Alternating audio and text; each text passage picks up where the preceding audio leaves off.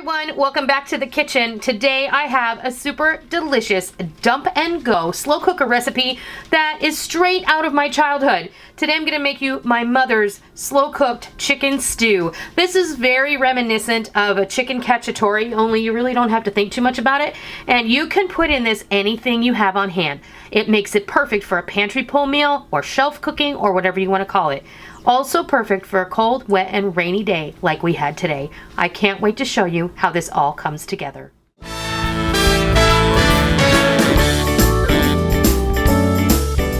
Okay, so we're going to get ready to go over all of the ingredients for what I am calling my slow cooker chicken stew. This is very reminiscent of a chicken cacciatore without the fuss or muss. This is definitely one of my mom's original dump and go slow cooker recipes. You can also do this in the oven, and growing up she would often do this in the oven. She would cut up an entire chicken, leave the skin on, she would brown it in a skillet, put it in like a glass casserole dish with all of these other ingredients, cover it with foil, and pop it in the oven and slow roast that in its own juices for several hours, and that's what we would have for dinner. This is definitely a one-pot meal, and it's a great pantry pull. If you all are stuck inside due to any kind of quarantine like is happening across the country today or at this time in our world, then you're going to be looking for recipes that you can throw together quick and easy with what you might have on hand. So this is one of those recipes. You probably have all these things on hand at any given time. So we're going to start with 3 large chicken breasts. You can use any form of chicken here. I'm using boneless, skinless breasts. You can use thighs, you can use legs, you can use a whole chicken cut up. You use what you have on hand. You just toss it in the slow cooker, no worries. We're gonna also add this up and bulk it up by using about a half a dozen red potatoes. You don't have red potatoes? No problem, use the potatoes you have on hand. You don't have potatoes? Leave them out, no worries. We're gonna use 1 large onion sliced. I have the ends of some sweet bell peppers that I'm going to throw in here because I need to use them up. I don't want to waste them. I have 8 ounces of sliced mushrooms. Don't have fresh? No worries. Use a couple of cans of sliced mushrooms. Don't like mushrooms? Leave them out. No one's going to care. I have 1 bag. This is a 12-ounce bag of whole green beans. Don't have frozen? Please use canned. Just use a couple of cans, drain them, toss them in. My mom always used canned green beans in this for whatever reason. We're using 3 cans of stewed tomatoes. If you don't have stewed tomatoes, you can use diced tomatoes. You can use whole tomatoes crushed up.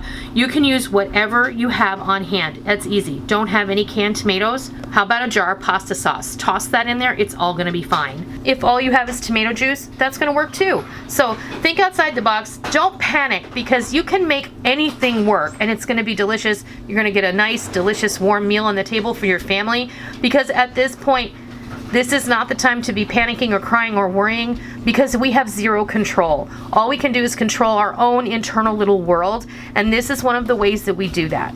We're going to season this up with about 4 cloves of minced garlic and a teaspoon each of dried basil, Italian seasoning, and 1 really pathetic looking bay leaf that I had fished out of my jar. We're going to go ahead and grab this slow cooker vessel, and we'll be right back, and we'll start building this together. We're just going to finish adding our 3 cans of stewed tomatoes into the bottom of our slow cooker. There was 1 straggler in there. I wouldn't want him to be alone. We're going to add in our garlic, and you know, you need to add or delete whatever you don't like or whatever you do like. Remember a long time ago when I used to do these and I used to say it's not brain surgery or brain science or rocket surgery, you know, and I say that not to insult. I say that to put your mind at ease, because right now, don't overthink it. When at the time of this video, in goes our chicken. Our nation and our world has been thrust into a different kind of situation. So we want to help you. We want to show you exactly what you can do with what you have on hand, and we want to take the stress and worry out of getting dinner on the table. So there goes our chicken, and you're just going to pop everything in here. Your mushrooms. There's no right or wrong way to toss all this stuff in here. There goes our green beans, our potatoes, onions, and the rest of it. And we're going to give this all a good stir. Now, I will say, some of you out there are going, are you sure there's enough liquid in there? Well, the liquid from the tomatoes is fine. Now, what you want to do if you think you need more liquid, because this is going to produce liquid as it cooks, remember that. So you don't want to add too much. If you want to add some liquid, I would add some chicken stock, or if you don't have that, just plain water. If you have a little chicken bouillon hanging around, toss that in there too. Remember, as this cooks, it's all going to kind of get smaller and get more tender, and it's going to take up less space. So in the beginning, you just want to keep an eye on it. I'm not going to add any more liquid at this point. If I need to add liquid later, I'm going to do that just to keep it going. But I'm going to wait and see what everything produces as it cooks down for a couple of hours. I'm going to pop the lid on this. I'm going to put it in the cooking sleeve for about 2 hours on high. Then we're going to check it. I'll bring you back when I do that, just so you can see and you keep your mind at ease that I didn't leave a step out for you. So we'll be back in a couple hours and I'll show you how this is progressing. Okay, it's been about 2 hours and I'm just going to take the lid off so you guys can see. You see the liquid has come up quite a bit in the bottom, and you just need to give everything a good stir, and all the things that were in the top are going to go down toward the bottom. Give everything a good stir.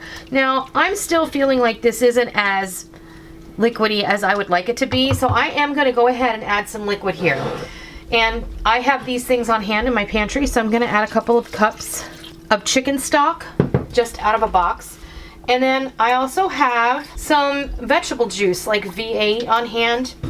And I'm going to go ahead, just for fun, I'm going to add some of that in there too. So I've got a couple of cups of that. Now, this is one of those dishes that it doesn't matter if there's too much liquid, because you're going to eat it like a soupy stew, or a stoop like Rachel Ray likes to call it.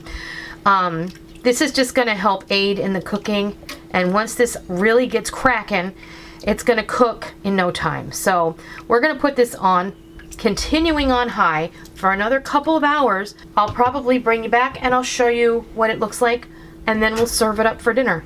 So I will totally let you know how long it's cooked when it's ready to go, and we'll be back when that happens. There you have it. We have been slow cooking our Italian style chicken stew, chicken cacciatore, chicken stoop, whatever you want to call it. We've been slow cooking this all day long. After the 2 hour initial period where we went ahead and checked it and we added more broth and some tomato juice, I just let it cook for the rest of the day. And at that point, it was about 3.5 to 4 hours until the potatoes were perfectly tender, the chicken was falling apart, and everything had just married in flavor. I'm really excited to eat this for dinner because, like I said, this is a taste right from my childhood. My mom made this often, but like I said, in the oven sometimes, mostly. I honestly don't remember my mother using a slow cooker until I had gone to college. I mean, I've been using one my whole adult life, but as far as my mom was concerned, she could make these things in the oven in a casserole dish, and she was a stay-at-home mom until I was 16. So, you know, that's a great thing. Do you want to taste this? If I have to. Now, you grew up with something similar to this, didn't you? Mm-hmm. Yeah. Yeah. I mean, I think everybody has something very similar to this. I'm just gonna get you the chicken piece there. I already tasted it before, so it's exactly as it should be. It's delicious. You might need to season it up with a little salt and pepper. I did add a good pinch of salt and some black pepper into this right after we added the extra liquid, and as it cooked, it's really delicious, and I know you guys are gonna love it. And this is the perfect thing to make when you don't know what to make. You're gonna need to do a little bit of planning. You can also make this in your Instant Pot. I would put this all in there at once, and I would cook it for like 20 minutes, and I think you'll be good to go. So I hope you give this slow cooked chicken stew a try sometime soon. I hope that you love it. I hope that you don't go too insane if you are on self-quarantine, or if you've been temporarily laid off from your job. Just know that everything is going to be okay, and God is in the details. So I wish you all happy, healthy days ahead, and until next time, I'll see ya.